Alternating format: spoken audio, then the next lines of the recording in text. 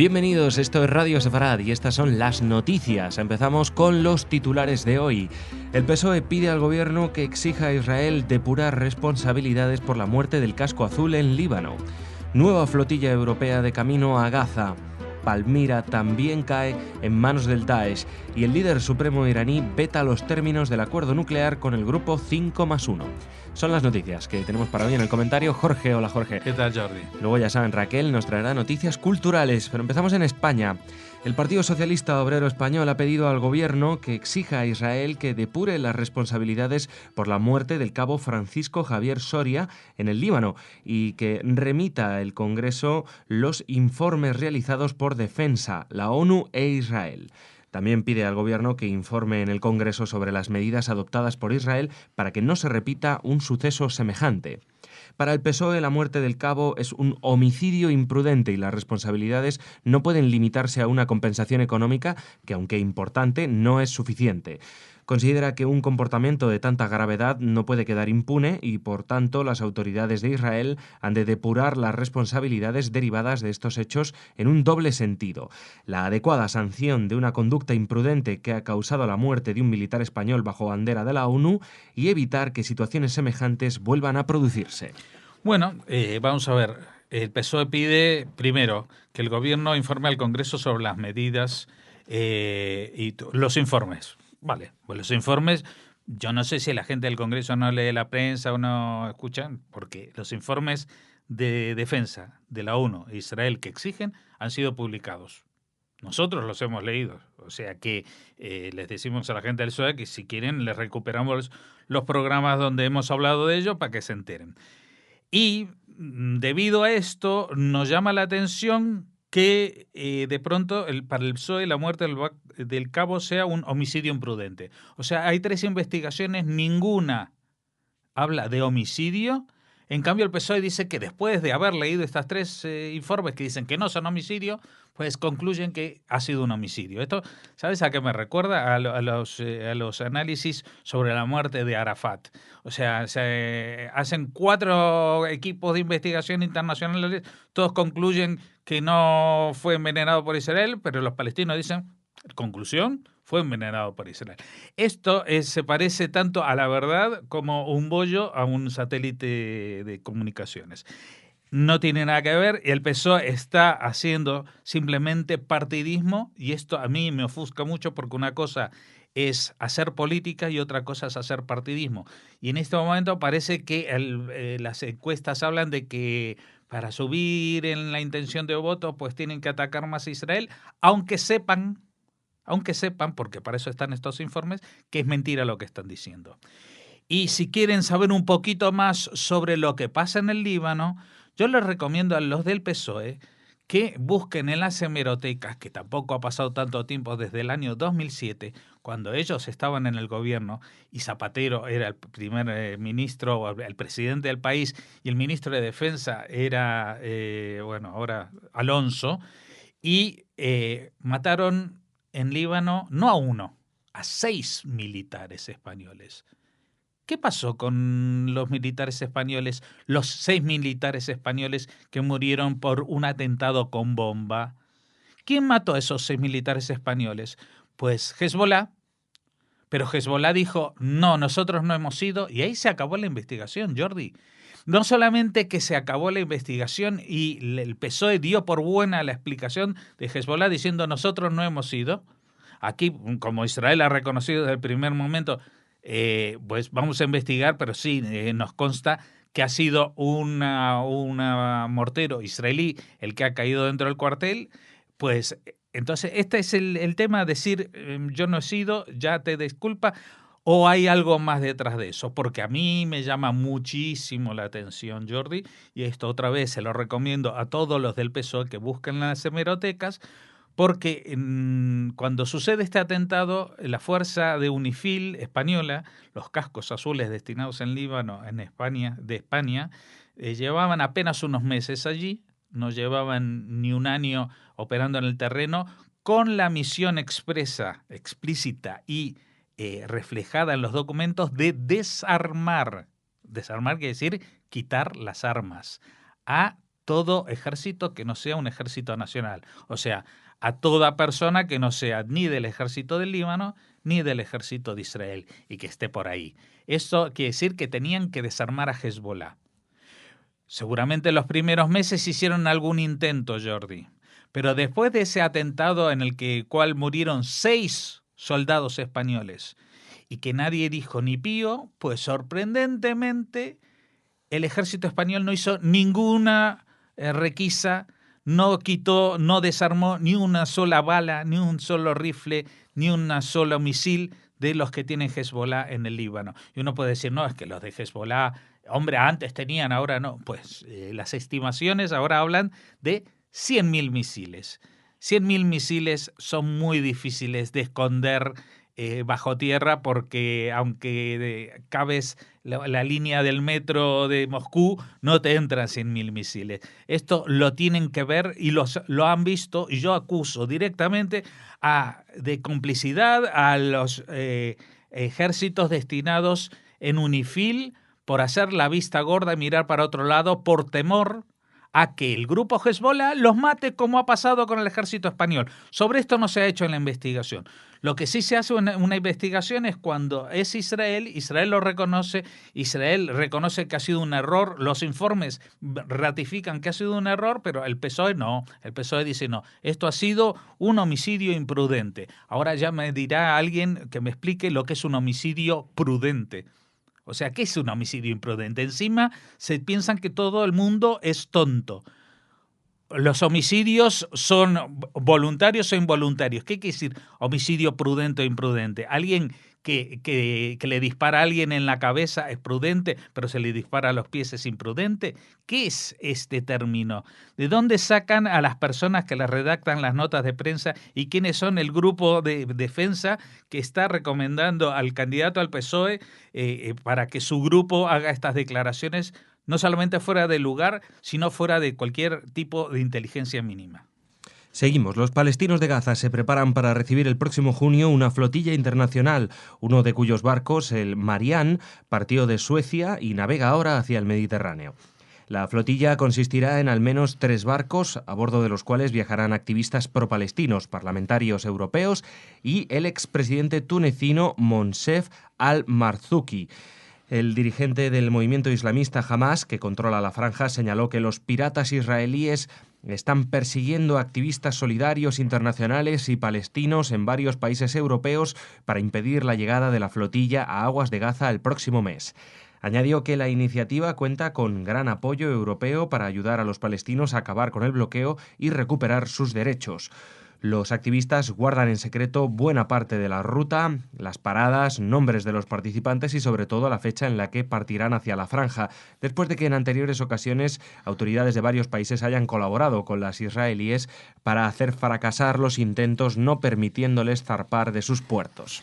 Bueno, otra flotilla que se prepara. Recordemos que hubo una flotilla que tuvo el enfrentamiento con Israel, pero desde entonces se han preparado muchas flotillas. De momento, las otras flotillas han sido notas de prensa, comunicados a la prensa. Los barcos nunca han llegado. Y no sé si esta vez llegará el barco, porque dicen que hay un barco sueco que ya ha zarpado. Y lo mantienen tan en secreto, imagínate tú, esconder un barco. Si los israelíes en otras cosas les atribuyen que el Mossad son capaces de saber la cantidad de azúcar que toma en el café por el desayuno cada dirigente árabe del mundo, no van a saber dónde están los barcos. Esto es realmente de gente de pocas neuronas. Y aquí la noticia viene anunciada así: viajarán activistas pro-palestinos.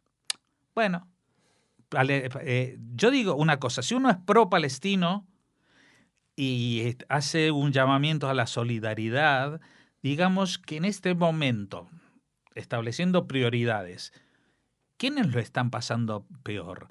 La gente de Gaza, que tiene suministro de todo lo que sea, todo lo que necesiten, excepto los materiales de construcción que puedan servir para fabricar túneles y las armas que sirvan para fabricar misiles. Esos palestinos lo están pasando tan mal o peor que los palestinos del campamento de refugiados Yarmouk, al que están machacando y masacrando en Siria. ¿Quién ha organizado una flotilla para Siria? ¿Quién ha tratado de llegar, incluso con una ayuda de la UNRWA, de las Naciones Unidas, o sea que no necesitarían desembolsar de su bolsillo nada? Las Naciones Unidas le pagaría a cualquiera que fuera a visitar y a preguntar qué tal están los palestinos en Yarmouk. Estos no son pro-palestinos, estos son anti-israelíes, simple y llanamente. Vamos a ver, me van a decir que el presidente tunecino Monsef Al-Marzouki es una garantía de ecuanimidad. ¿Por qué?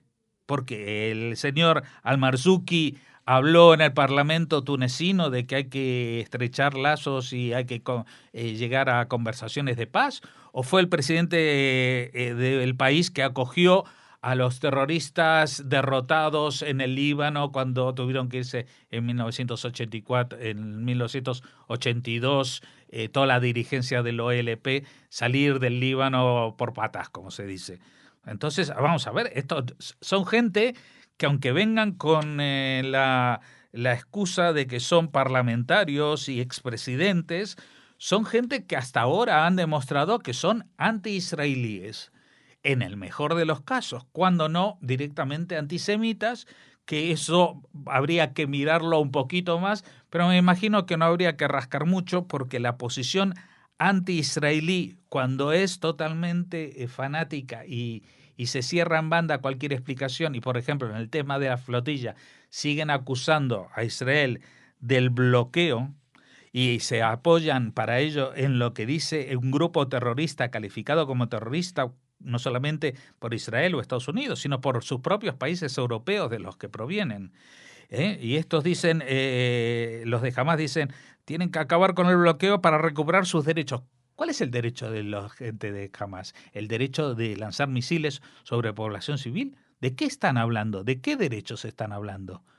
¿De qué derechos de una población que está atenazada y amenazada por estos dirigentes terroristas que han subido al poder y que en cuanto han podido han eliminado a no solamente a los israelíes, a los que consideran enemigos, sino a los propios árabes, a sus propios compañeros y vecinos, simplemente porque no comulgaban con el extremismo fanático político que impera hoy en día de forma absoluta en la Franja de Gaza y que lleva ya años, desde el 2007, sin capacidad de reconciliación nacional. Por más que tengan un gobierno de unidad nacional, los de Fatah, la gente de Ramallah, no puede entrar en Gaza. Tienen que asegurarle que están acompañados de gente afín a la rama militar de Hamás para poder hacer una visita oficial a alguien de la Franja de Gaza. Pero, por ejemplo,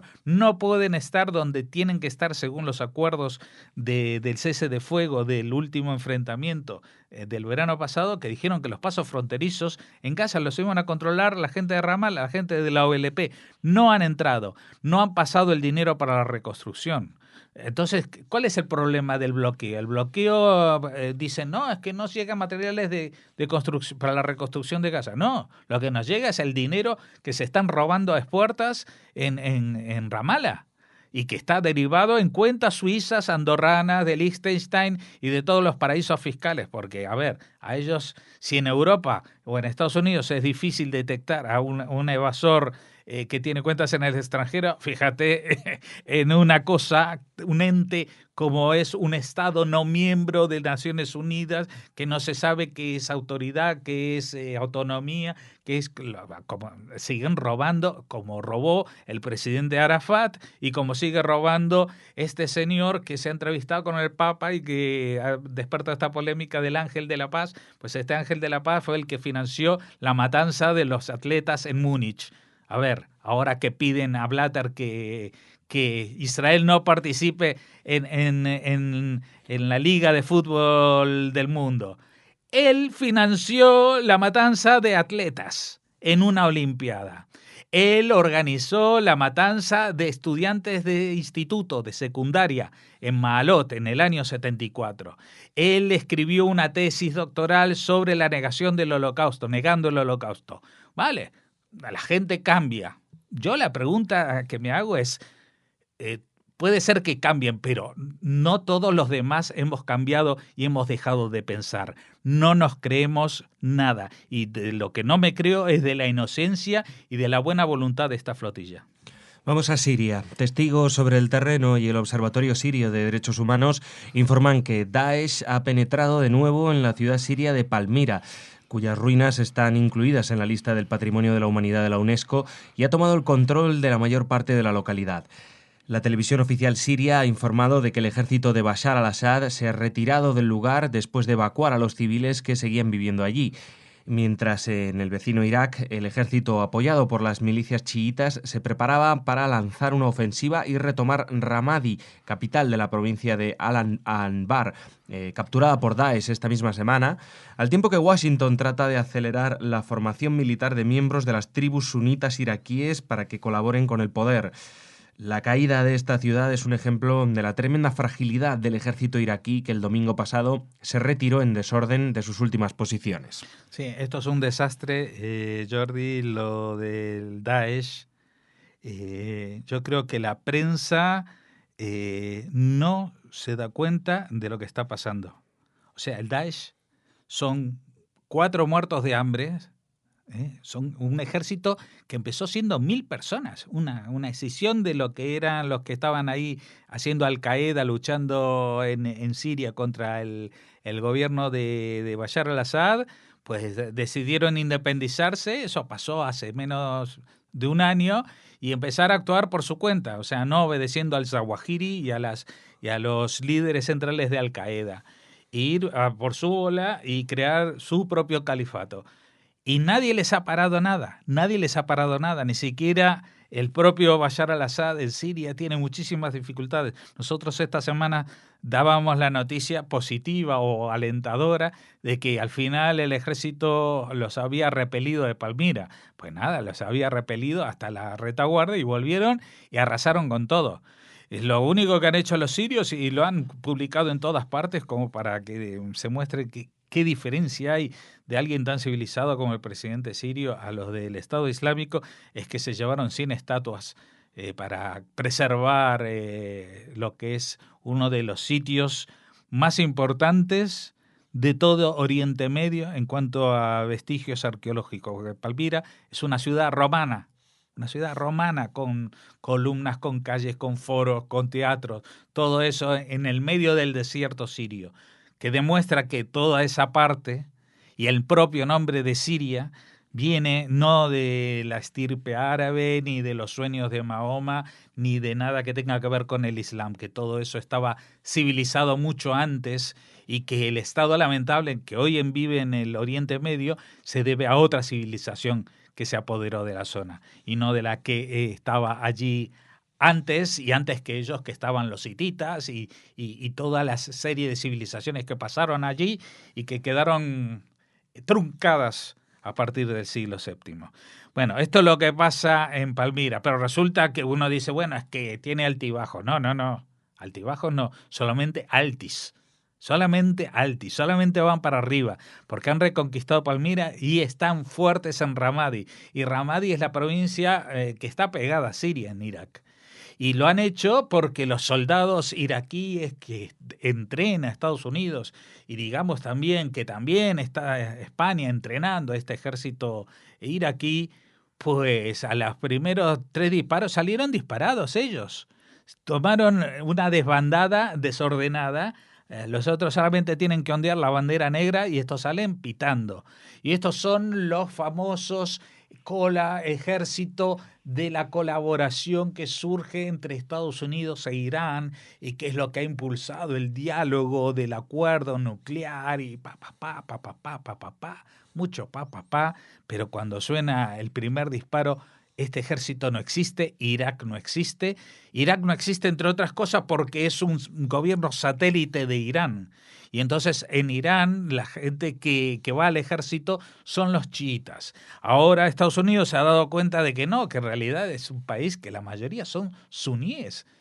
Y aunque no gobiernen, pues tienen que tratar de convencerlos para que participen en el ejército y salven la patria que van a gobernar los chiitas. Es una situación bastante incómoda para los iraquíes tragarse que estos americanos con sus ideas van a salvarlo de algo cuando ellos no se mojan para nada. Ellos lanzan bombitas desde el aire, aterrizan en países extranjeros para no tener que ensuciar las ruedas de sus aviones en guerras extranjeras no permitidas y que supuestamente Estados Unidos no participa porque ya se sabe que Obama no participa en guerras extranjeras, solamente mantiene a fuego lento todas las que se abrieron antes. Así que esto es lo que está pasando, nos están ganando y dentro de poco, como se dice en el fútbol, vamos a ver la manita en la cara. Y la vamos a ver no de lejos, no de lejos. La manito en la cara va a ser una explosión por toda la zona esta que va a llegar hasta Europa, hasta las costas del norte de África. Aquí, cruzando el charquito, vamos a tener a estos que decapitan a la mínima. El líder supremo de Irán, el ayatolá Jamenei, ha evidenciado este miércoles las dificultades que aún quedan en la recta final de la negociación nuclear. En un discurso televisado, Jamenei ha subrayado que no aceptará exigencias irracionales y vetará que los inspectores internacionales puedan interrogar a los científicos que lideran el programa nuclear iraní. También ha manifestado su oposición a que pueda haber inspecciones en centros militares. Mientras el líder supremo ha trazado las líneas rojas de un proceso que en principio respalda, sectores del Parlamento intentan boicotear el diálogo internacional. Sectores allegados al poder señalan que el acuerdo no se firmará, ya que Washington les ha pedido también que dejen de apoyar a Hezbollah, Hamas y Yihad Islámica y que reconozcan a Israel. Hombre, tampoco... Esto no es de recibo, no se le puede pedir a un país que deje de financiar el terrorismo internacional. Eso es inmiscuirse en los asuntos internos, ¿no te parece, Jordi? Claro, estos son lo que llama Ali Khamenei exigencias irracionales. Aquí tenemos al líder mundial de la racionalidad. No estamos hablando de cosas al tuntún o porque a uno le parezcan o porque sean subjetivas o porque estén apareciendo en un libro considerado sagrado. No. Las exigencias son irracionales porque si alguien firma un acuerdo, eso no quiere decir para nada que tenga que cumplirlo, según este líder, que no es un líder cualquiera, es el capo máximo de Tutile Capi, del terrorismo internacional. Se llama Ali Khamenei, es el ayatolá al frente de la República Islámica de Irán. Y este señor, por llamarlo de alguna manera, vetará que los inspectores internacionales puedan interrogar a los científicos. Y eso que los científicos seguramente deben estar adoctrinados para mentir, incluso les deben hacer cursos de entrenamiento con la máquina de la verdad todos los días. Pero incluso eso no se puede permitir. Tampoco puede haber inspecciones en centros militares. Vamos a ver, si uno está firmando un acuerdo para que no tenga bombas atómicas, ¿qué tiene que ver eso con inspeccionar centros militares, no? O sea, eso es algo ridículo, parece, ¿no? Bueno, esto por lo menos en farsi, en la lengua de los persas, parece que es así, que cuando uno acepta un acuerdo nuclear y dice que va a aceptar las inspecciones, eso quiere decir que no se puede interrogar a los científicos, eso quiere decir que no se pueden visitar los centros militares, y eso puede decir que lo más importante es que los sectores allegados al poder señalan que el acuerdo no se firmará, que después de todo esto el acuerdo no se firmará. Obama tenía que haberle preguntado a Cristina Fernández de Kirchner, que ya sabe lo que es firmar un acuerdo con Irán, a ver si nos enteramos. Irán dice que va a firmar, miente no solamente por ocasión, sino por vocación. Es parte de su política internacional la mentira. La mentira cara para adentro, o sea, reprimiendo, machacando a la oposición, cualquiera que surja dentro de su propio país, incluso dentro de las filas de otros ayatolás. Ya hemos visto, no sé si se acuerdan del 2009, con una parodia de elecciones que ganó otro partido, pero los machacaron y se acabó. Si las elecciones no salen como uno quiere, entonces estas elecciones son nulas. Bueno, esto es Irán hoy. No es el pueblo persa, no es Irán siempre, es este régimen de Irán. Vamos a ver, nadie está diciendo que los iraníes sean seres perversos. Estamos diciendo que estos ayatolás son unos malnacidos y que hacen que los demás nazcan mal.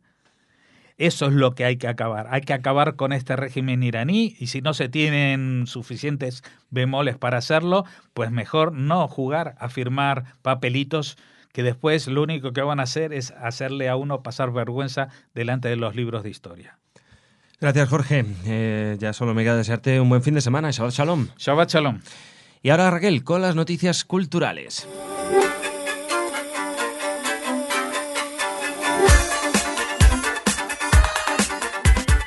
Bueno, ya empezamos con el espacio cultural, como siempre, junto a Raquel. Hola, Raquel. Jordi. ¿Qué tal?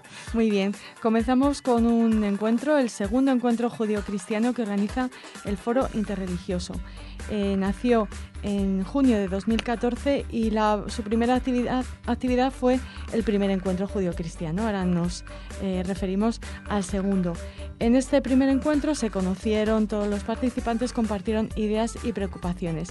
Y en ese momento ya se planteó, contribuir, por supuesto, a la regeneración ética del mundo entero, que es lo que pretenden desde este foro, basándose en los principios del cristianismo y del judaísmo, los principios éticos, ¿no?, que por supuesto compartimos.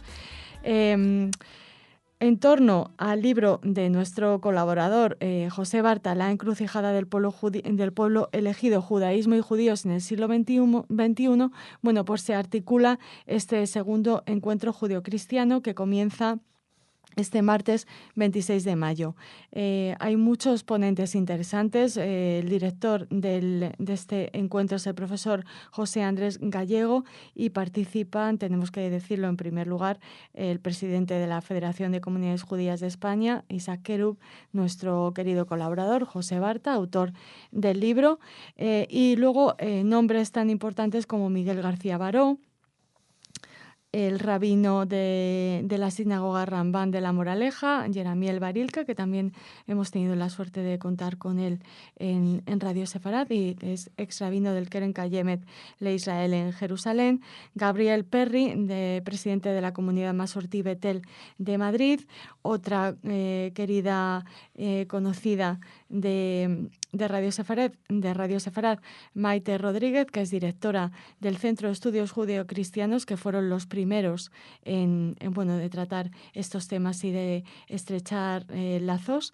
entre judíos y cristianos. Y también estará Sonia Sánchez, que es directora del Instituto de Estudios Israelíes del Centro Sefarad Israel. Bueno, ya saben que no podemos citarles todos los participantes, pero que desde aquí les invitamos a asistir a este importantísimo encuentro judeo-cristiano, que en torno a este libro, del que también hablamos en Radio Sefarad, a su reedición. Les ponemos el enlace por si quieren recuperar la entrevista con José Barta. Pues tratará de eso, de contribuir a la regeneración ética del mundo entero.